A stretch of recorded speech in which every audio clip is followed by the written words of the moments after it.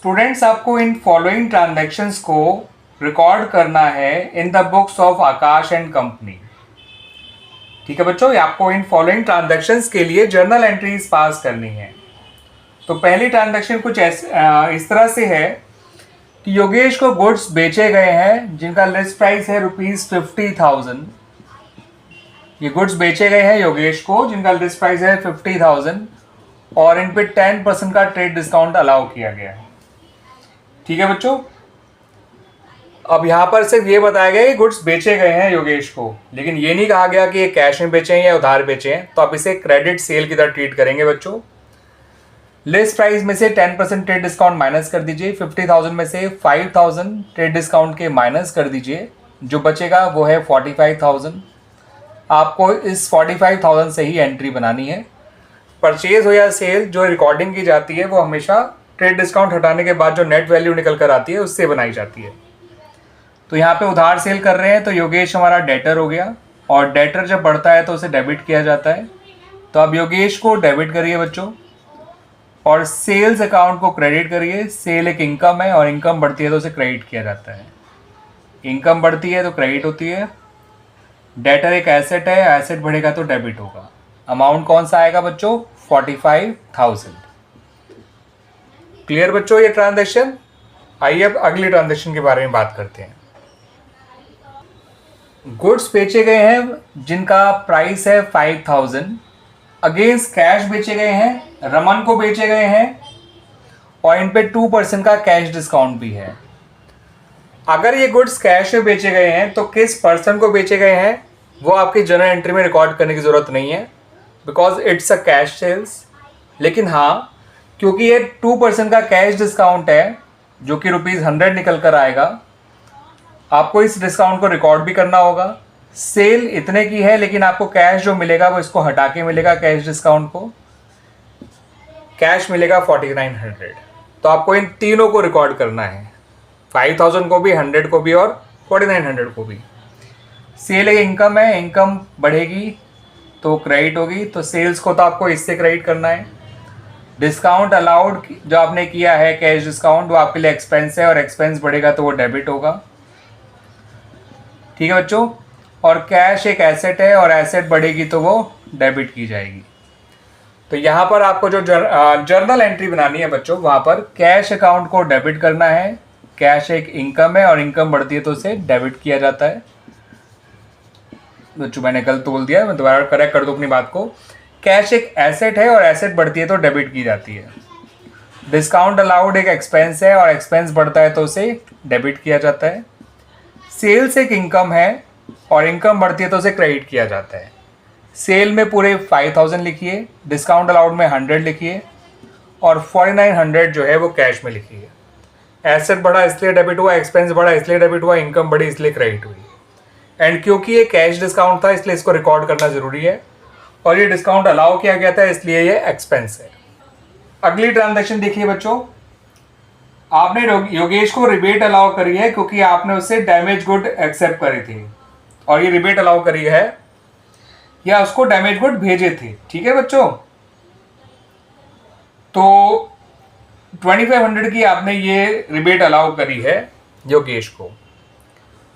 तो rebate allow करना एक एक्सपेंस की तरह ही होता है, और रिबेट का रीजन होता है कि आपके गुड जो है वो उस क्वालिटी के नहीं थे जैसे एक्सपेक्ट करे गए थे। ठीक है, रिबेट अलाउड और डिस्काउंट अलाउड में फर्क होता है बच्चों। डिस्काउंट अलाउड अर्ली पेमेंट की वजह से दिया जाता है, और रिबेट दी जा रही है अपनी किसी खामी की वजह से, क्योंकि आपने जो गुड्स जो है डिफेक्टिव भेजे थे, आप उसे गुड्स वापस नहीं मंगवा रहे, आप उसे 2,500 की और अलग से फर्दर कंसेशन दे रहे हैं, इसे आप रिबेट कहेंगे। ठीक है बच्चों, क्लियर हो गया ये तीसरा ट्रांजैक्शन। फिर योगेश ने आपको जो है 34,300 का पेमेंट कर दिया, और आपने उसे ऐसा करने पर 700 का डिस्काउंट भी अलाउ कर दिया। तो आपको ₹34,300 योगेश से मिले हैं। ठीक है बच्चों, और आपने उसे 700 का डिस्काउंट भी अलाउ किया है। ठीक है, पैसा लेने पर। तो ये जो 34,300 है वो डिस्काउंट अलाउ करने के बाद का ही है, ऑलरेडी रिसीव लिखा है, तो मतलब डिस्काउंट ऑलरेडी माइनस हो चुका है, उसको दोबारा से माइनस मत करिएगा। जितना पैसा मिल रहा है उसे आप कैश में डेबिट करिए, बिकॉज कैश आ रहा है आपके पास से, आपके पास। डिस्काउंट जो आपने अलाउ किया है वो डेबिट कर दीजिए। ये डिस्काउंट कैश डिस्काउंट है जो पैसा लेने के लिए आपने उसको दिया है। और मैं फिर कहूँगा 34,300 ऑलरेडी डिस्काउंट हटाने के बाद का था, और 2 योगेश कर दीजिए। योगेश हमारा डेटर है। वैसे मैं उससे ₹45,000 की सेल करी थी पहले ट्रांजेक्शन में। 2500 का हमने उसे रिबेट अलाउ कर दिया 2500 का, और 35,000 से वो और डिक्रीज हो गया इस पेमेंट के बाद। तो अब उससे हमें केवल ₹7500 लेने हैं, इस बात को ध्यान रखिएगा। ठीक है बच्चों, 45,000 की गुड्स बेचे थे, 2500 की रिबेट दे दी, और कैश और डिस्काउंट दोनों की वजह से जो योगेश फर्दर डिक्रीज हुआ है वो ₹35,000 है। डेटर जब पैसा दे देता है तो डेटर डिक्रीज हो जाता है। जब डेटर को हम रिबेट अलाउ करते हैं तो भी डेटर डिक्रीज हो जाता है, और डेटर जब डिक्रीज होता है तो उसे क्रेडिट किया जाता है। अब हमें केवल 7500 ही लेने हैं योगेश से, ध्यान रखिएगा इस बात को। अगली ट्रांजैक्शन में कहा है कि आपने कबीर से गुड्स खरीदे हैं जिनका लिस्ट प्राइस है 40,000, और ये 20% ट्रेड डिस्काउंट पे ये गुड्स खरीदे गए हैं। खरीदा कैसे है बच्चों ये नहीं बता रखा, तो ये अंडरस्टूड है बच्चों कि ये गुड्स जो है हमने उधार खरीदे हैं। तो गुड जब खरीदे जाते हैं तो परचेजेज अकाउंट को डेबिट किया जाता है। परचेजेज एक एक्सपेंस है, दैट्स वाई। और कबीर हमारे लिए क्रेडिटर है और क्रेडिटर लायबिलिटी है।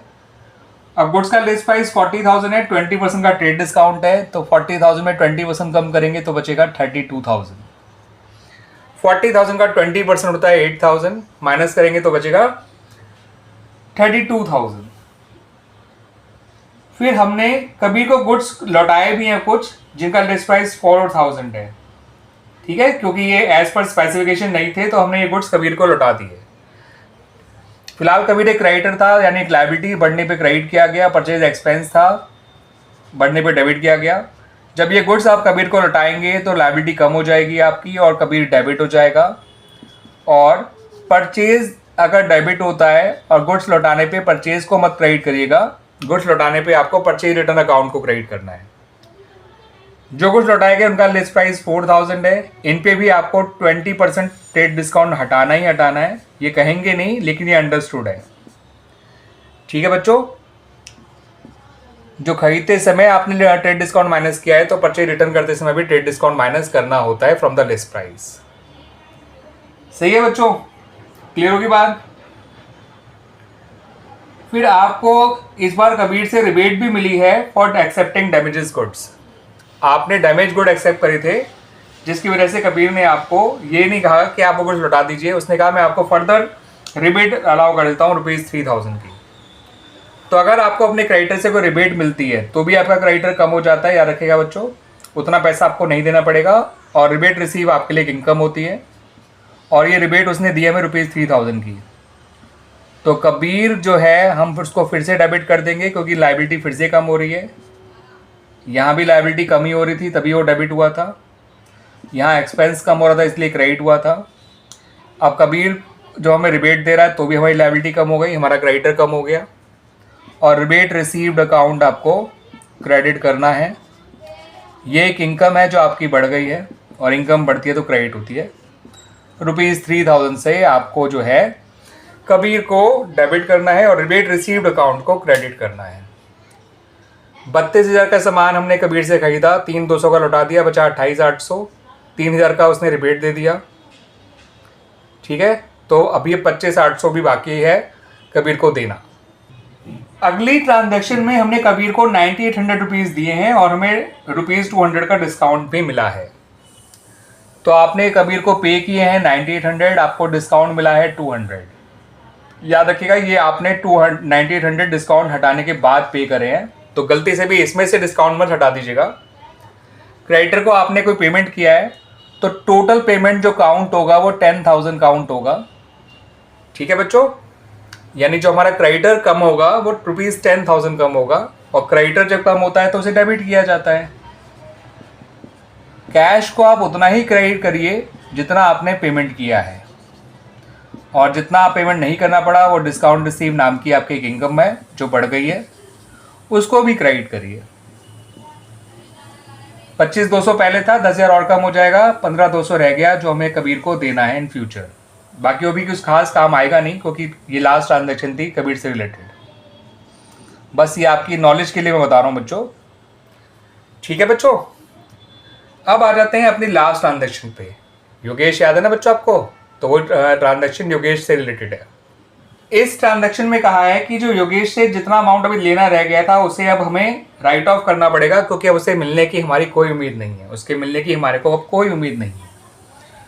तो वो हमारे लिए बैड डेट्स बन गया बच्चों। डेटर हमें कोई अगर कोई पैसा नहीं दे पाता तो वो पैसा हमारे लिए डूब गया, और वो पैसा डूब गया तो बैड डेट्स हो गया। बैड डेट्स एक लॉस है, लॉस बढ़ेगा तो डेबिट होगा।